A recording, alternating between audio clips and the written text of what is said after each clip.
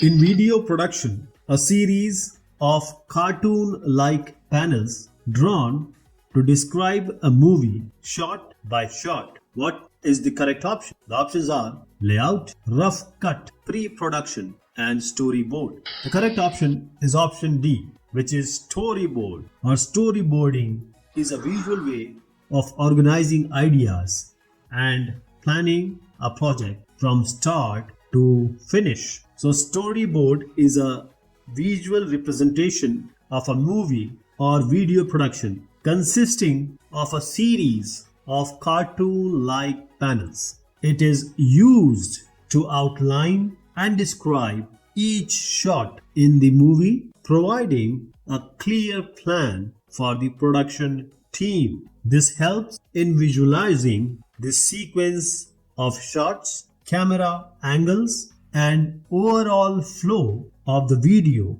before actually shooting it. The storyboard acts as a guide for the director, for the cinematographer, and other important crew members, ensuring that everyone is on the same page and working towards a common cohesive vision and goal.